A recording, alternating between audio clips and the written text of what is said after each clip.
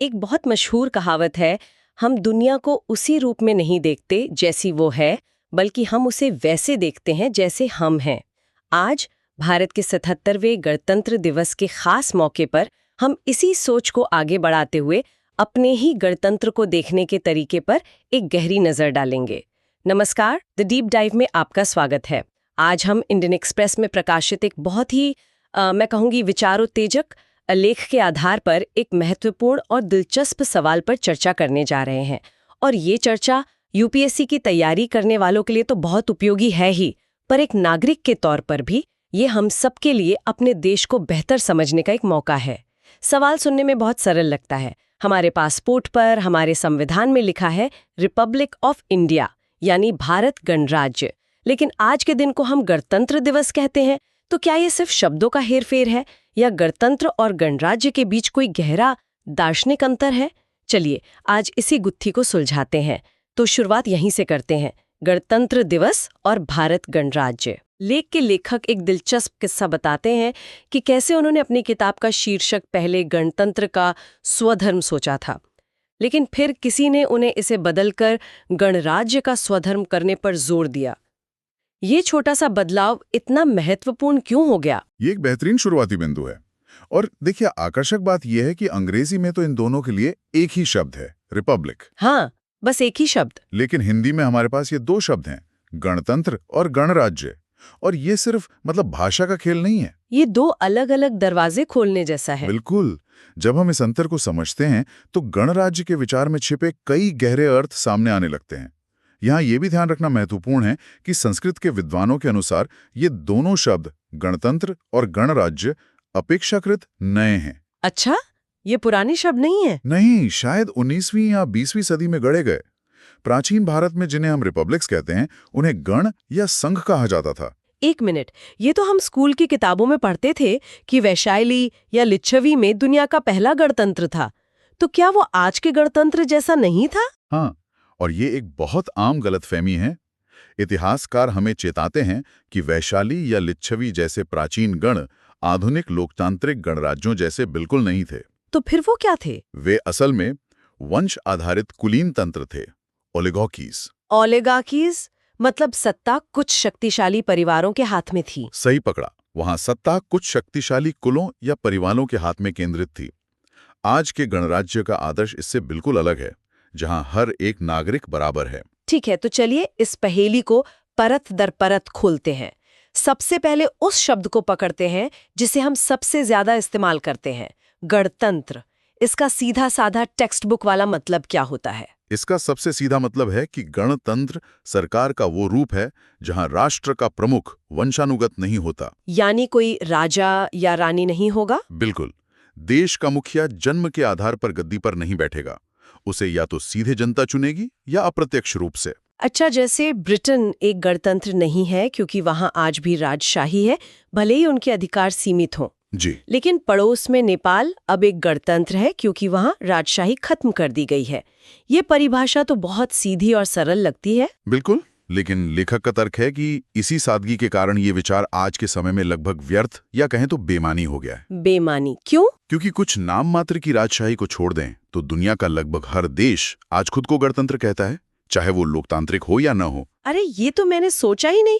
मतलब टेक्निकली तो north Korea भी एक गणतंत्र है। हाँ, उसका आधिकारिक नाम देख लीजिए, Democratic People's Republic of Korea. और चीन भी पीपल्स रिपब्लिक ऑफ चाइना।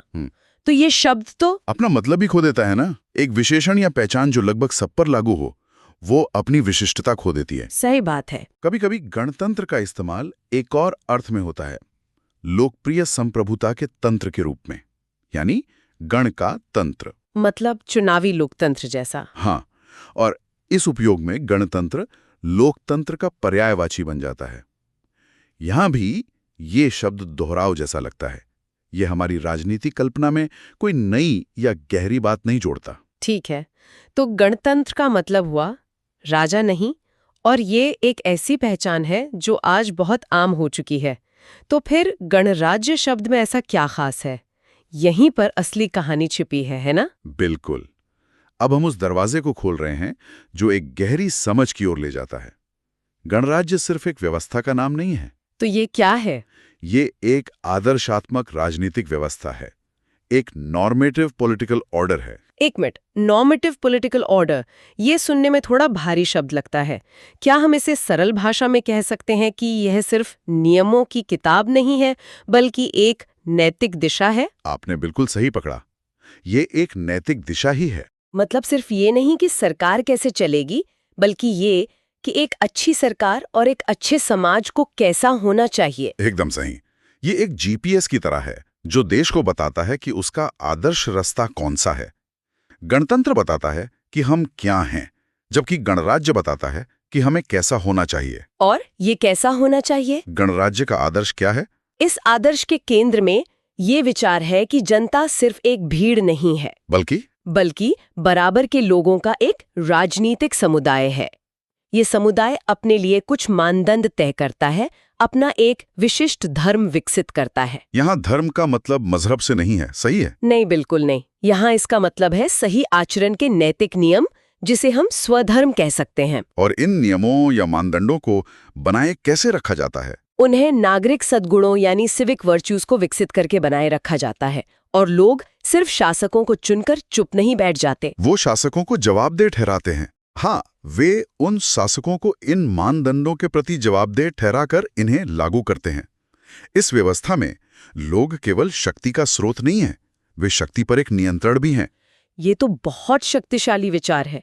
ये सिर्फ वोट देने से कहीं आगे की बात है। हाँ, और ये विचार पश्चिमी राजनीतिक सिद्धांत में रिपब्लिकनिज्म की कट्टरपंथी अवधारणा से बहुत मिलता जुलता है। वहां भी रिपब्लिक का अर्थ केवल राजशाही की अनुपस्थिति नहीं, बल्कि किसी भी प्रकार के प्रभुत्व यानी डोमिनेशन की अनुपस्थिति है। प्रभुत्व या डोमिनेशन, इसका क्या मतलब हुआ? क्या ये तानाशाही जैसा है? उससे भी ज्यादा गहरा और सूक्ष्म। डोमिनेशन का मतलब है मनमानी शक्ति का प्रयोग, जहां एक व्यक्ति दूसरे के रहमो करम पर होता है। अच्छा। गणराज्य का आदर्श ऐसे किसी भी डोमिनेशन को खत्म करना चाहता है, चाहे वो सरकार का हो, किसी समुदाय का हो या किसी व्यक्ति का। और क्या इस तरह का विचार हमारी अपनी भारतीय परंपरा में भी मौजूद है? निश्चित रूप से। ये कट्टरपंथी अवधारणा भारतीय राष्ट्रीय आंदोलन के आदर्शों से गहराई से जुड़ी हुई है। प्राचीन पाली की एक अभिव्यक्ति है सम्मन्य राज्य। सम्मन्य राज्य, इसका क्या अर्थ है? इसका अर्थ है एक ऐसी राजनीति जहां संप्रभुता बराबर के लोगों द्वारा साझा की जाती है। ये गणराज्य के आदर्श के बहुत करीब है, और सबसे खूबसूरत उदाहरण तो हमारे राष्ट्रगान जन गण मन में ही छिपा है। वाह! मतलब हम हर रोज जन गण मन गाते हैं? और शायद ही कभी सोचते हैं कि हम अनजाने में गणराज्य के पूरे विचार को ही दोहरा रहे हैं। ये तो मेरे लिए बिल्कुल एक नया दृष्टिकोण है। ये कैसे? इसे 3 हिस्सों में तोड़कर देखिए। ये सिर्फ 3 शब्द नहीं, ये एक पूरा दर्शन है। अच्छा? पहला है जन, यानी लोग और पीपल। यही संप्रभुता का स्रोत है, सारी शक्ति यहीं से निकलती है। ठीक है। लेकिन ये लोग सिर्फ एक भीड़ नहीं है, वे एक गण हैं, यानी एक राजनीतिक समुदाय जहां सभी को बराबर माना जाता है और निर्णय लेने की शक्ति में वे सब हिस्सेदार हैं। और तीसरा? और सबसे जरूरी, इस गण का एक मन है, यानी एक सामूहिक चेतना, अ कलेक्टिव कॉन्शियस। सामूहिक चेतना। हाँ, और ये मन किसी भी समय की केवल लोक राय या पब्लिक ओपिनियन नहीं है, बल्कि वे गहरे नैतिक विचार हैं जिन्हें ये समुदाय लंबी सोच विचार के बाद सही मानता है और बनाए रखता है। तो जनगण मन का मतलब हुआ एक ऐसा राजनीतिक समुदाय जो अपनी सामूहिक नैतिक चेतना से शासित होता है। बिल्कुल, ये गणराज्य की सबसे सुंदर परिभाषा है। यह अद्भुत है। तो अगर हम भारत को इस गहरे अर्थ में एक गणराज्य के तौर पर देखें, तो इसका स्वधर्म या इसकी नैतिक दिशा क्या है? इसका सबसे स्पष्ट जवाब तो हमें संविधान की प्रस्तावना में मिलता है। न्याय, स्वतंत्रता, समानता और बंधुत्व, हमारे गणराज्य के 4 स्तंभ। जी। लेकिन लेखक का कहना है कि आज के समय में जब संविधान की आत्मा पर ही हमले हो रहे हों, तो हमें और गहराई में जाकर ये पूछना होगा कि इन मूल्यों की जड़ें कहाँ हैं। लेकिन कोई कह सकता है कि ये सब तो किताबी बातें हैं, इसमें नया क्या है, या और गहरा जाने की जरूरत क्यों है? जरूरत इसलिए है क्योंकि सवाल ये उठता है कि हमें इन संवैधानिक मूल्यों में विश्वास क्यों करना चाहिए, सिर्फ इसलिए कि वो एक किताब में लिखे हैं। लेखक का तर्क है कि इसका उत्तर हमें सिर्फ 1947-49 की संविधान सभा की बहसों से नहीं मिलेगा। जैसा कि लेख में कहा गया है, हमारा संविधान केवल 2-2.5 वर्षों में नहीं लिखा गया था। इसके निर्माण में शामिल विचार और मूल्य कम से कम 100 वर्षों के लंबे मंथन में गढ़े गए थे। आप स्वतंत्रता संग्राम की बात कर रहे हैं? हाँ, और उससे भी आगे की। राष्ट्रीय आंदोलन सिर्फ देश को ब्रिटिश औपनिवेशिक शासन से आजाद कराने का आंदोलन नहीं था। ये भारत के पुनर्निर्माण का भी एक आंदोलन था। बिल्कुल। वो हमारी हजारों साल पुरानी सभ्यतागत विरासत और पश्चिम से आई आधुनिकता के बीच एक लंबा गहरा संवाद था। हमारे उस दौर के विचारकों ने दोनों से सीखा और भारत के लिए एक नया अपना रास्ता बनाने की कोशिश की। तो ये मूल्य उस मंथन से निकला हुआ अमृत है। सही कहा। तो गणराज्य के विचार में छिपे इन नैतिक आदर्शों की खोज ही हमें हमारे गणराज्य के स्वधर्म तक ले जाती है। और लेखक का सुझाव है कि यही भारत का विचार यानी द आइडिया ऑफ इंडिया का सही अर्थ होना चाहिए। बिल्कुल। और यही लेखक एक बहुत ही गंभीर और चिंताजनक निष्कर्ष पर पहुंचते हैं। वो क्या है? वे कहते हैं कि आज हम जिस चुनौती का सामना कर रहे हैं वो सिर्फ हमारे लोकतंत्र का पतन या हमारे संविधान का विरूपण नहीं है, ये उससे कहीं ज्यादा गहरा है। मतलब हम अपने गणराज्य के स्वधर्म पर, उसकी नैतिक नींव पर एक सुनियोजित हमले का सामना कर रहे हैं। मतलब लेखक कह रहे हैं कि खतरा सिर्फ कुछ कानूनों के बदलने का नहीं है, बल्कि उस पूरी नैतिक नींव को हिलाने का है जिस पर ये देश खड़ा है। ये तो बहुत गंभीर बात है। हाँ, ये बहुत गंभीर है और इसीलिए लेखक के अनुसार इस स्वधर्म को आज के संदर्भ में फिर से परिभाषित करना, उसे समझना और फिर उसकी रक्षा के लिए खड़े होना ही हमारा सामूहिक गणतंत्र दिवस संकल्प होना चाहिए। यह केवल एक अकादमिक बहस नहीं है। नहीं, ये हमारे समय की सबसे बड़ी राजनीतिक और नैतिक जरूरत है। तो आज के इस पूरी चर्चा का सार यह है कि गणतंत्र और गणराज्य के बीच का जो फर्क है वो सिर्फ शाब्दिक नहीं बल्कि दार्शनिक है। हाँ, गणतंत्र एक व्यवस्था का वर्णन करता है जहां कोई राजा नहीं है, जबकि गणराज्य एक आदर्श को स्थापित करता है जो समानता, नागरिक सद्गुण और एक सामूहिक नैतिक चेतना पर आधारित है। बहुत खूब।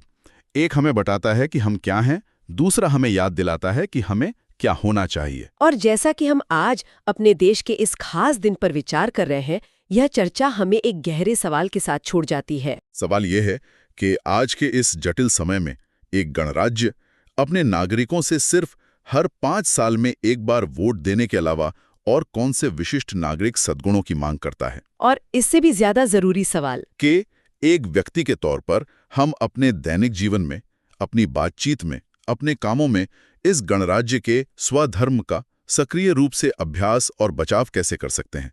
ये सोचने वाली बात है। वाकई ये एक ऐसा सवाल है जिसका जवाब हम सभी को मिलकर खोजना होगा। अगर ये गहरी चर्चा आपको विचारोत्तेजक लगी और इसने आपको कुछ नया सोचने पर मजबूर किया तो हमारे चैनल को लाइक और सब्सक्राइब करना ना भूलें। गणतंत्र और गणराज्य पर आपके क्या विचार हैं?